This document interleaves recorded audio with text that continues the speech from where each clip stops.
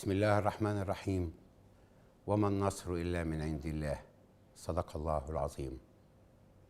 غدا 30 يونيو يوم النصر بإذن الله، يوم استكمال ثورة 25 يناير، يوم الانتصار لأهدافها في العيش والحرية والعدالة الاجتماعية والكرامة الإنسانية، يوم الوفاء لدماء الشهداء، يوم الوقوف من شعب حر ضد سلطة مستبدة، يوم تفرض فيه مصر إرادتها الحرة الغلابة من أجل أن تبني مستقبلا يليق بها ويجمع كل أهلها في دولة وطنية تقوم على العدل بعد أن شاع الجور، وعلى المحبة بعد أن انتشرت الكراهية، وتبني دولة المواطنة وسيادة القانون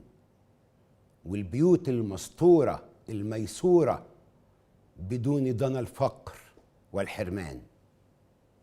غدا 30 يونيو نستكمل ثورة 25 يناير. يوم أمس كان أول الغيث ورأينا البشرى، مصر كلها في محافظاتها ومدنها تتحرك من أجل الحرية، والذين يدافعون عن الاستبداد يحصرون أنفسهم ويحاصرهم شعبهم في ميدان وحيد معزول. وإذا كان الأمس هو أول غيث، فغدا 30 يونيو هو بإذن الله طوفان الشعب الذي لن يصده طاغية ولن يقف أمامه جماعة، ولن يستطيع أن يمنعه من الوصول إلى أهدافه النبيلة سد أو عائق. غدا نحن في الميادين، علم مصر يوحدنا، لا نرفع صورة ولا راية سواه، نثور لا من أجل حزب ولا فرد ولا جماعة، لا لتمكين أحد ولا لاكتساس أحد، وإنما من أجل مصر العادلة التي نستحقها. السلمية سلاحنا، ندين كل أشكال العنف التي وقعت بالأمس، وكل هجوم على مقرات الإخوان أو حزبهم، فنحن لا نحارب حجراً، وإنما سياسات مستبدة وفشل عن الوفاء باحتياجات الناس. سنتمسك بالسلمية ونعرف أن من يلجأ للعنف عدو للشعب وخائن للثورة عن عمد أو عن جهل، وسلميتنا ستكسر كل عنف يمكن أن يتوجه إلينا.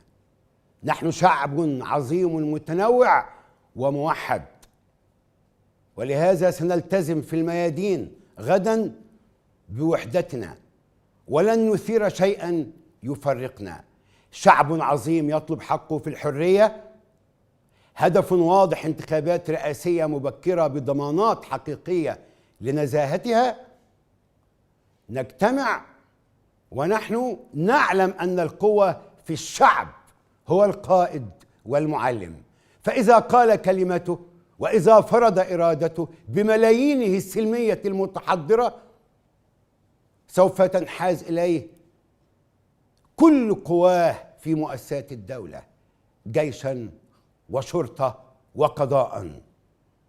ونحن نمد يدنا إلى قوى الإسلام السياسي التي لم تشارك في الحكم وليست مسؤولة عن فشله ولا عن استبداده، ونقول غدا يوم لثورة المصريين، وأنتم تعلمون من هم المصريون الذين احتضنوا دينهم منذ 14 قرنا خلت. نحن مع الإسلام وضد استبداد الإخوان، ونحن لن نقتص ولن نكتث ولن نعزل ولن نقصي، بل سنمد أيدينا مع نصر الله عزيزا مؤزرا وهو قريب بأمره وإذنه. سنمد أيدينا لكل المصريين لنحفظ لهم حريتهم وكرامتهم وحقوقهم في دولة عادلة تليق بنا. غدا 30 يونيو يوم يقول الشعب كلمته، وإذا قال الشعب كلمته فعلى الحكام أن ينصاعوا طائعين أو يفرض عليهم الشعب إرادته، وهي من إرادة الله. سننتصر بإذن الله. والسلام عليكم ورحمة الله وبركاته.